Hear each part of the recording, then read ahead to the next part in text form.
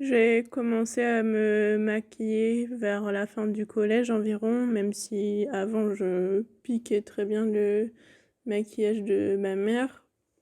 Et depuis que j'ai commencé à me maquiller, disons plus régulièrement, soit je me maquillais pas du tout, soit c'était un maquillage très dramatique, très exagéré et très fort.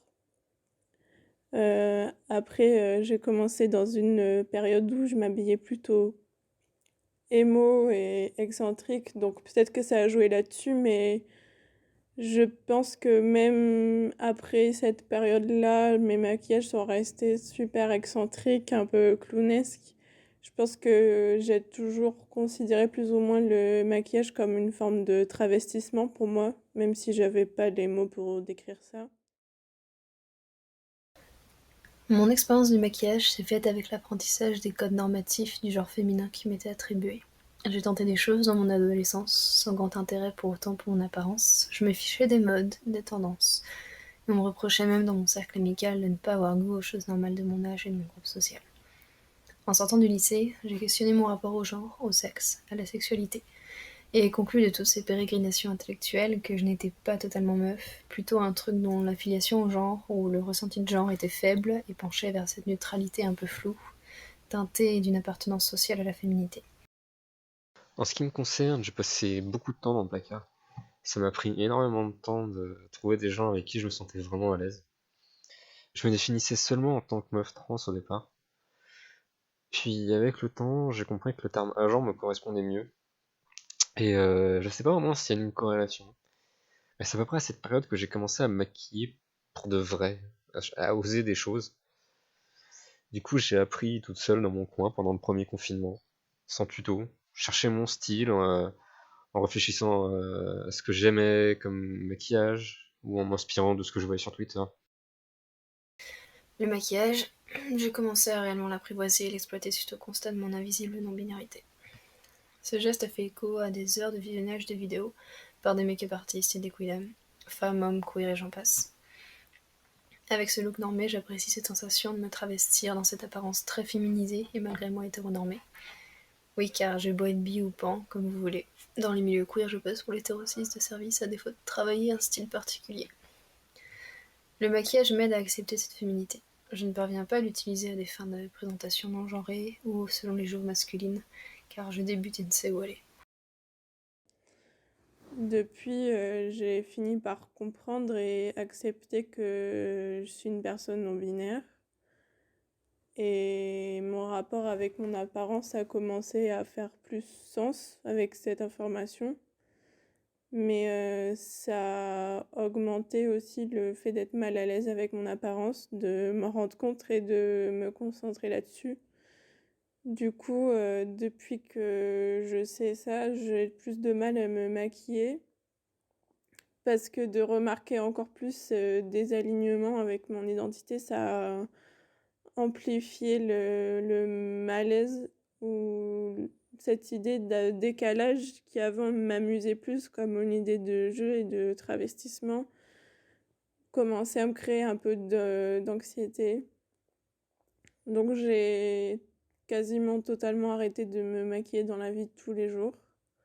Je pense aussi que à un certain moment, je pensais que j'avais peur de pas être assez légitime en tant que personne non binaire si je continuais à apprécier de me maquiller. Et ça a créé une sorte de blocage chez moi. Du coup, je me maquillais seulement pour des soirées queer ou alors je pouvais venir maquiller de manière super excentrique et me maquiller des moustaches. Je crois que le maquillage a joué pour une grande partie de ma découverte et exploration de mon identité de genre. Avant de me savoir non-binaire, je surjouais la féminité. J'étais là avec mon masque nul, aux teintes tristement nudes, et mes cheveux trop longs, uniquement présents pour me rendre plus acceptable, plus flawless, plus baisable pour les cissettes. Et puis j'ai rencontré des gens, des personnes trans. J'ai commencé à utiliser des liners et eyeshadows aux couleurs chaleureuses. Je me faisais chaque jour des couchers de soleil et des flammes sur les paupières, comme si j'étais une sorte de voiture tunée trop classe. Dans le même temps, j'avais les cheveux mi-longs roses. Là, je crois m'être trouvée. Je me maquille carrément moins souvent et j'ai le crâne rasé. Enfin, trouver, c'est un grand mot. Je crois que c'est comme un chemin sans fin. Mon genre fluctue, évolue, et je le suis inlassablement. Peut-être que le maquillage jouera à nouveau un rôle important dans ma construction, probablement. En ce moment, je passe par des accessoires type harnais. J'ai l'impression d'avoir vécu une seconde puberté et d'être entrée dans ma phase jeune adulte, comme sur le sentier de l'aventure. Ça a pris un moment, ça m'a pris plusieurs semaines pour avoir le niveau que j'ai aujourd'hui. Mais bon, j'aime bien et maintenant c'est ce qui me fait me sentir moi-même en fait. Il y a quelques semaines, je me suis rendu compte que mon style vestimentaire, mon maquillage et mon genre s'accordaient parfaitement, si j'ose dire, à tel point que les gens des fois ne savent pas comment mon genre est quand ils me rencontrent pour la première fois. Et c'est quelque chose qui me plaît, c'est ce que je veux renvoyer. Mon corps étant difficile à neutraliser, entre guillemets, en raison de hanches larges et d'une chevelure longue que je chéris depuis l'enfance, je ne trouve pas ma place dans l'horizon de personnes de genre non conforme, aux physiques tous plus divers et gender challenging. Bref, le maquillage et moi, c'est une histoire d'amitié qui ne me satisfait pas encore pleinement.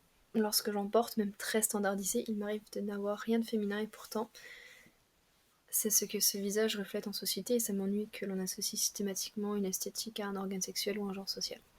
Ni tout à fait meuf, ni tout à fait ennemi. Bref, c'est la vie. Moi qui étais une personne avec une apparence vraiment banale auparavant, je me suis construite petit à petit et maintenant j'ai mon style à moi. Et sans le make-up, ça n'existerait pas. Dès que je vais voir des amis ou que je vais à un événement avec des personnes queer, je me maquille, parfois de manière sobre, parfois de manière un peu plus extravagante. Mais j'aime que mon visage soit en quelque sorte mon terrain de jeu et que les gens s'y intéressent. Mais depuis, j'ai compris que même malgré tous les efforts que je pouvais combiner, je me ferais toujours mégenrer. Enfin, c'est comme ça. J'ai pas de passing autre que mon genre assigné à la naissance. Quoi que je fasse, on m'a toujours... Enfin, on m'a jamais dit monsieur ou il, même si je combine binder, tenue masculine, vocalisation au maximum, même si j'ai une voix aiguë, cheveux rasés, etc. On comprend pas que je suis pas une meuf.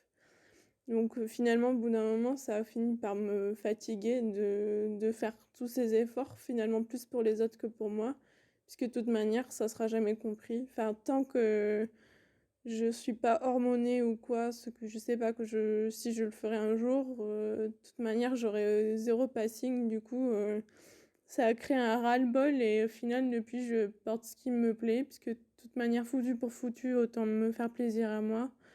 Et du coup ça passe aussi par le maquillage parce que j'en avais marre de me plier en quatre pour rien. Et bon après je sais que c'est un privilège de ma part parce que vu que j'ai plutôt un passing de meuf 6, bah du coup si je porte du maquillage ça m'expose pas vraiment à des violences et j'aimerais que ça soit possible pour tout le monde de faire ça parce que c'est juste du maquillage, on s'en fout, enfin on devrait s'en foutre. Et finalement j'aurais appris à me maquiller d'une manière qui me créait pas de stress, en augmentant ma moustache par exemple ou mes sourcils grâce au maquillage et en mettant des paillettes un peu partout. Comme ça, je reste quand même confortable dans mon apparence, mais je m'empêche plus non plus de m'amuser avec le maquillage.